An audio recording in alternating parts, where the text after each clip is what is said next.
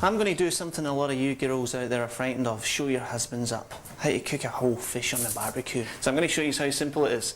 I've got a little bit of coriander, a little bit of lemongrass that I picked up from the garden, a little bit of ginger, a lemon, very important, which I just picked from the lemon tree. So what we're going to do is take the lemon, and we're going to slice that. Big, nice, thick slices. Don't worry too much about it. Put them straight on there, and I'm going to sit the fish directly straight on top of that. Okay. Another very important thing too as well. Cut that flesh. Cut the fish straight down, and you'll find that that'll cook in about 35-40 minutes in the barbecue. Cut it again. Chinese seasoning, fish sauce. I use it in everything. Just rub your hands into it. Turn the fish over.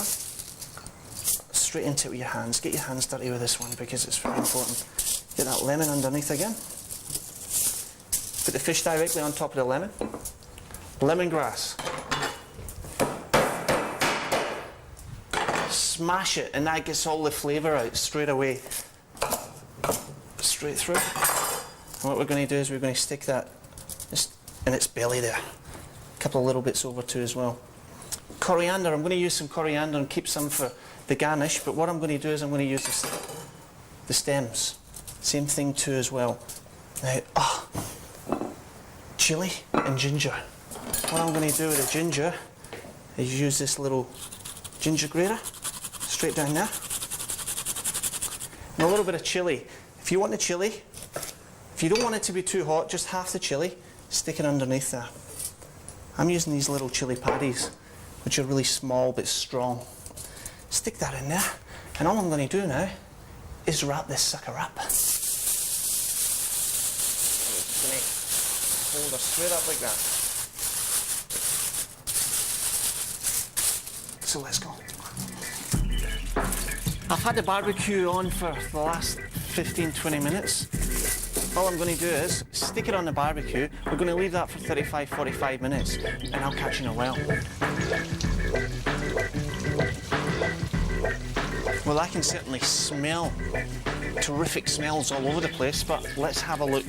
Now, get that camera in there. Now look at that. And you know something that's not even burnt? Look inside there. Fresh lemon and lots of it. Fresh coriander.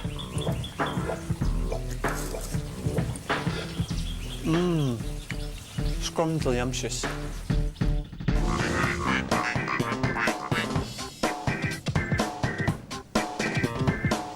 Today's tip from Jim is caramelizing lemon tart.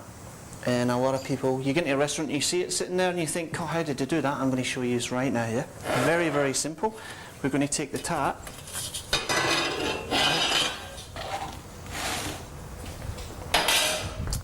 And then what we're going to do is we're going to take it just to the centre, and I'm just going to saw through that, and we're going to cut it. And I'm going to count 5. 2, 4, 5. Same thing again. I'm just going to cut that. And we're going to work all our way around. Well, this is the last one. I'm just going to pop it straight on here. Then what we're going to do is we're going to take a little bit of caster sugar, and we're just going to slightly dust the caster sugar over the top of the tart. So I've got my burner. One, I'll show you what to do. We're just going to light that up. Increase the heat on it. And just caramelise it. Look how easy that is. And you all thought it was difficult. And all it is a little bit of caster sugar sprinkled over the top of the tart, and they're all perfect. Every time. Well, I know what I'm having for dessert.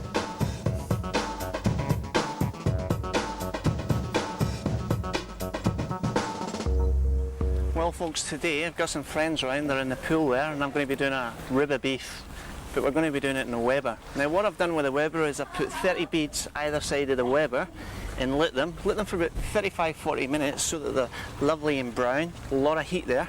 We want it really hot because we want to cook this Parongaruff beef. Now I've got it here, all I'm going to do with it, a little bit of salt and pepper, and I've got some veggies there that I'm going to put on after about an hour. Now look at that piece of beef, absolutely fantastic. Full of flavour, and it's grain fed too as well, which makes a difference. Now just look at that, look at the colour of it. And that's going to take about an hour and 45 minutes to 2 hours in the Weber. But we're going to throw the veggies in after an hour because the veggies take about 45 minutes as well. A little bit of oil, just a little tad, not too much. I'm just using vegetable oil. I'm just going to rub that in around the whole side of beef, and I'm just going to place that straight in the Weber. Look at that, absolutely fantastic. It's going to take about 2 hours, 30 beads either side, and I'll tell you that Parongaruff beef is definitely going to get the thumbs up from Jim.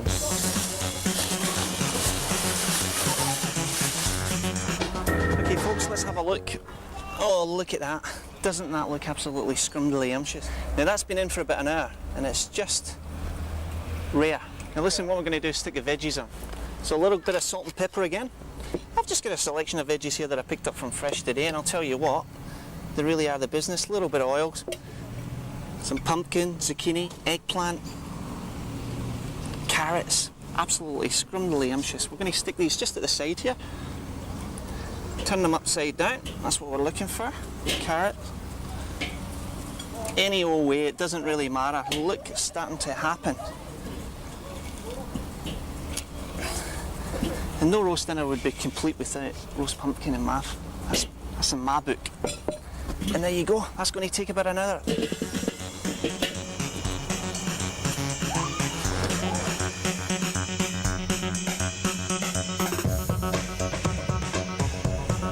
Well folks, let's take a look, 2 hours. Let's have a wee look inside here. Let's take a look at this.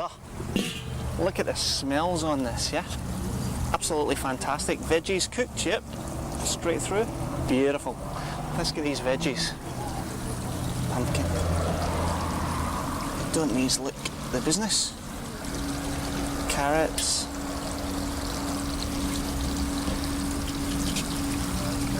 Zucchinis, look at them. Absolutely. And it really is just 45 minutes to an hour for the veggies. The beef, an hour and 45 minutes to 2 hours that's been in. And we're just going to cut that in 5 minutes and see how it looks.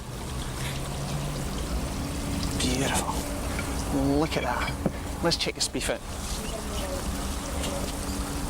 Whoa. Let's take one of these cutlets, cut that straight down. And look at that folks, and low in fat. Look, very little fat around it, and I'll tell you what, it's definitely, I'm going to have the end pieces, I don't know about yours. Now doesn't that look the best roast beef that you've ever saw in your life? And roasted veggies straight out of the Weber, and I'll tell you what, the Parongaruff beef has definitely got my thumbs up and definitely looks scrumdiddlyumptious.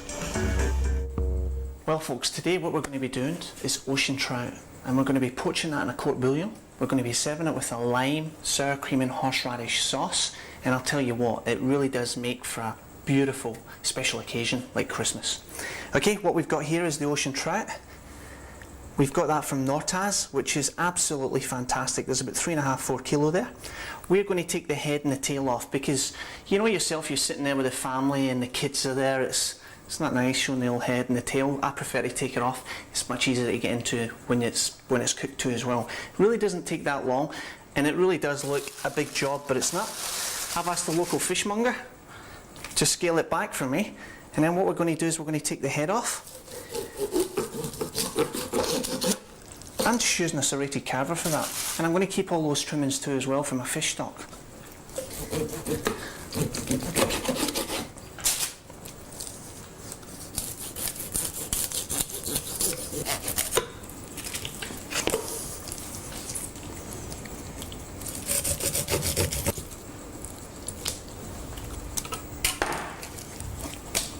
Now how simple was that? Beautiful, beautiful fish, look at it.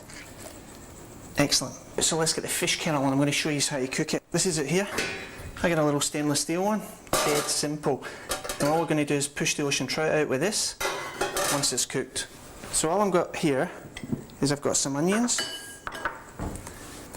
some carrots, beautiful, and the peppercorns.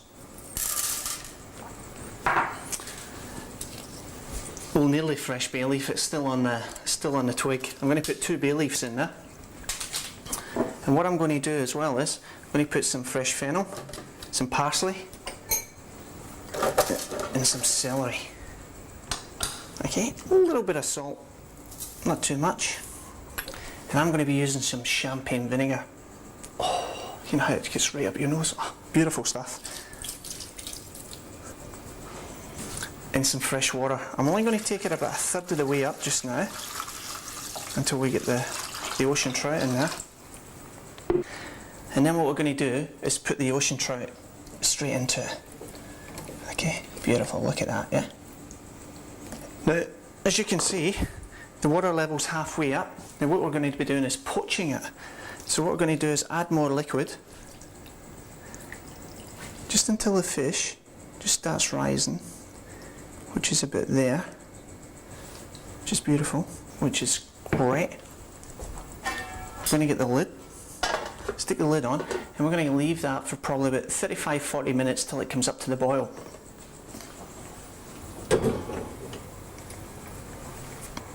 Now for the sauce, we're going to be using some horseradish.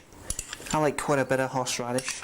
Just love the flavour of it with salmon, especially smoked salmon. I've got some of my homemade mayonnaise.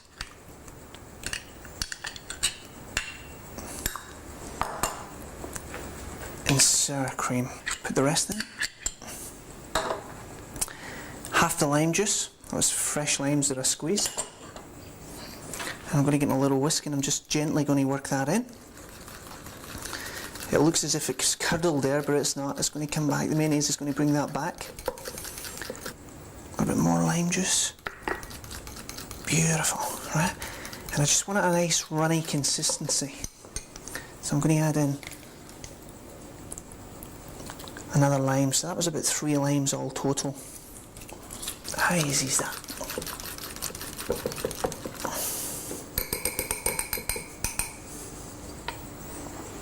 And then we're just going to pour it straight into a little sauce pot.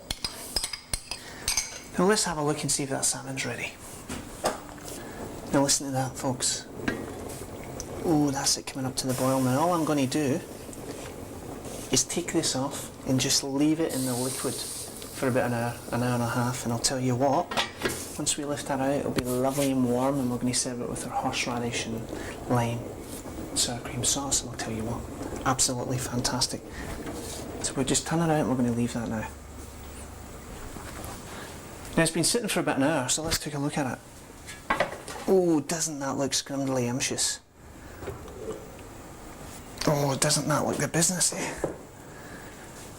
Now what we're going to do is just lift this out. Now as you can see, it's lukewarm water that it's in now, and we're just going to lift this beautiful fish straight out, and we're just going to let it drip dry on the cloth. Ooh, now we're going to decorate it with all that. You know, look inside that fish. Doesn't that look absolutely beautiful? Okay then, so we've taken all this stuff, all that good vegetables, and we're going to use that as a garnish. We've got our sauce, we've got some fresh limes, and we've also got some fresh herbs too as well. And I'm just going to take that off. It's a clean tea towel. It's pretty much lukewarm, and that's the way you want to eat it. You really do. You know, it takes about 35-45 minutes to cook.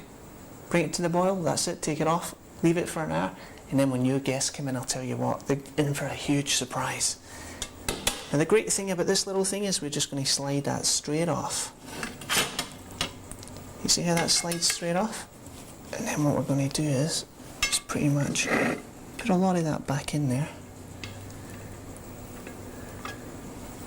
We've got some fresh limes. And we've got some fresh herbs here too as well. And all it is dill, parsley, and we're just going to sprinkle them right over there. Now to think in the 17th, 18th century that this was eaten by peasants and the servants, they couldn't give it away in Scotland, and I'll tell you what, there's no peasants going to be eating this today, yeah? It's absolutely scrumdiddlyumptious. And with a horseradish cream sauce, delicious.